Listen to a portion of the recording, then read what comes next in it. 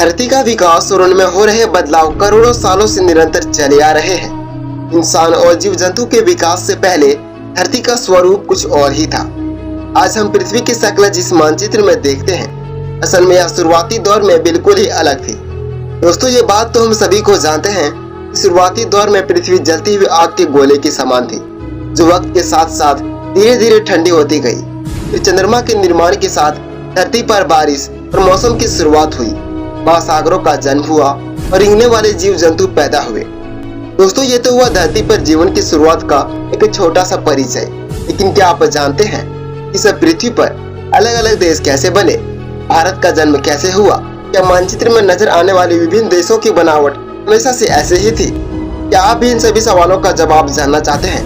तो आज का यह वीडियो आपको शुरू से अंत तक देखने की जरूरत है, क्योंकि आज हम बात करेंगे भारत देश के निर्माण के बारे में।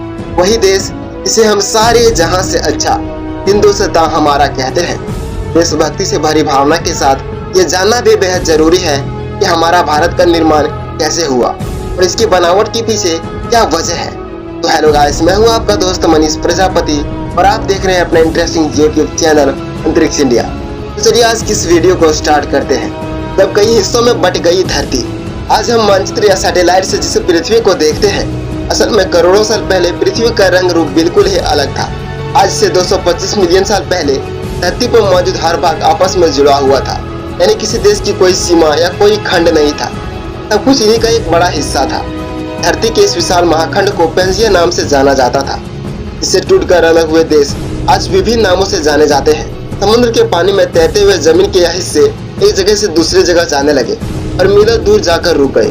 धरती के इस महाखंड टूटने की शुरुआत दक्षिणी गोलार्ध में मौजूद अंटार्कटिका सर्कल से हुई थी। इसके बाद अंटार्कटिका, भारत, ऑस्ट्रेलिया, दक्षिण अमेरिका और अफ्रीका जैसे देशों के खंड टूटकर अलग होने लगे। पृथ्वी के गर्म में प्लेट्स खिसकने की प्रक्रिया लगातार चलती रहती है। यही कारण है कि जो महाखंड टूटकर कई खंड बने, वो धरती में बदलाव का कारण बने। करोड़ों साल पहले जब महाखंड टूटा तो उसके दो भाग हो गए। इसके दक्षिणी हिस्से को गोंडवाना लैंड और उत्तरी हिस्से को लॉरेशिया के नाम से जाना जाता था। धरती के इन दोनों हिस्सों के बीच समुद्र के जिस खाई का निर्माण हुआ, उसे परमोट्रायसिक नाम दिया गया। ये प्रक्रिया अपने आप में इतनी अद्भुत थी, इसे पूरा होने में करोड़ों साल का लंबा वक्त लग गया। बाद के सालों में लॉरेशिया से अलग हुए भूमि के खंडों से यूरोप, एशिया और उत्तरी अमेरिका जैसे देशों का निर्माण हुआ। जब गोंडवाना लैंड से अलग हुए भूमि के हिस्से अफ्रीका और ऑस्ट्रेलिया के नाम से जाने गए, तो इस तरह धरती का एक महाखंड टूटकर कई देशों के निर्माण का वजह बन गया। भारत का निर्माण।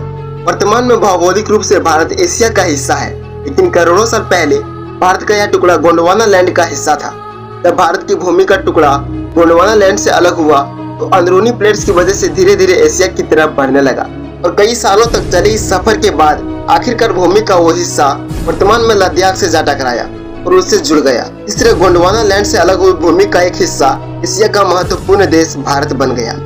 जब भूमि के दो टुकड़ों का टकराव होता है, भारी प्लेट नीचे की ओर चली जाती है, जबकि हल्की प्लेट ऊपर की ओर उठने लगती है। लद्दाख की भूमि भारत के टकराव की वजह से ही आज विशाल पहाड़ हिमालय और माउंट एवरेस्ट का निर्माण हुआ है, जो आज पर्यटन के मुख्य केंद्र बन चुके हैं। दोस्तों, अगर आपको लगता है कि यह प्रक्रिया कुछ सालों में पूरी हो गई होगी, तो आप बिल्कुल गलत हैं, क्योंकि धरती को अपना आकार और रूप लेने में लाखों करोड़ों का लंबा वक्त लगा है। भारत की भारी प्लेट लगातार हिमालय की ओर जाने लगी है। इसकी वजह से इन पर्वतों की ऊंचाई साल दर साल बढ़ रही है। हालांकि निरंतर हो रहे इन बदलावों को आप और हम इसे पहचान नहीं सकते, लेकिन भूवैज्ञानिक इस बात को अच्छी तरह से समझते हैं कि धरती में क्या क्या बदलाव हो रहे हैं। अल्फ्रेड विजनर की स्टोरी। धरती के महाखंड पेंजिया और उससे जुड़ी स्टोरी को दुनिया के सामने रखने का श्रेय अल्फ्रेड विजनर को दिया जाता है। वो एक जर्मन पोलर रिसर्चर, जियोफिजिस्ट और मौसम वैज्ञानिक थे। उन्होंने अपने जीवन काल में मौसम और धरती में हुए बदलाव को लेकर रिसर्च की थी।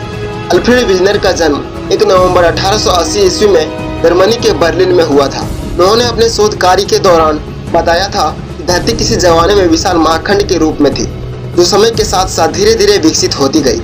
उनका कहना था कि अगर आज भी धरती के सभी टुकड़ों को जोड़ दिया जाए, तो पेंजिया महाखंड दोबारा तैयार हो जाएगा।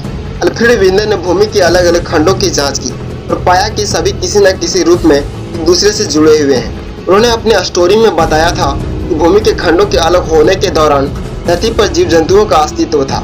अल्फ्रेड विजनर की शोध ने धरती को समझने और उनके निर्माण को लेकर वैज्ञानिकों समेत इंसानों की काफी मदद की है। हालांकि जिस तरह बदलते वक्त के साथ धरती पर कई तरह के बदलाव आए हैं। इसी तरह विभिन्न देशों का भौगोलिक निर्माण भी हुआ है। ये बात सुनने में भले ही विचित्र जरूर लगती है। किसी समय में पूरी धरती भूमि का सिर्फ एक हिस्सा था, लेकिन प्रकृति में हर चीज संभव है, चाहे इंसानों का जन्म हो या फिर भूमि के खंडों का अलग होना। तो दोस्तों, देखा आपने कि किस तरह धरती प्राचीन काल से ही अपनी भूमि में बदलाव करती आई है और यह बदलाव अभी भी जारी है। आपको और हमें इस बात का पता भी नहीं चलेगा और धरती के भीतर बदलाव होते रहेंगे। हालांकि इन बदलावों को होने में करोड़ों साल का लंबा वक्त लगता है, लेकिन यह प्रक्रिया अपने आप में बेहद अद्भुत और विचित्र है। तो दोस्तों, अगर आपको यह जानकारी अच्छी लगी हो तो वीडियो को एक लाइक जरूर कीजिएगा। अगर आप चैनल पे नए हो तो चैनल को सब्सक्राइब कर बेल आइकन को दबा के ऑल पर प्रेस जरूर करना, क्योंकि यहाँ पर आपको ऐसे ही वीडियोज मिलती रहती है। तो चलिए दोस्तों, फिर मिलेंगे ऐसे ही कुछ नई इंटरेस्टिंग वीडियो में। तब तक के लिए मैं आपसे विदा लेता हूँ। जय हिंद, जय भारत।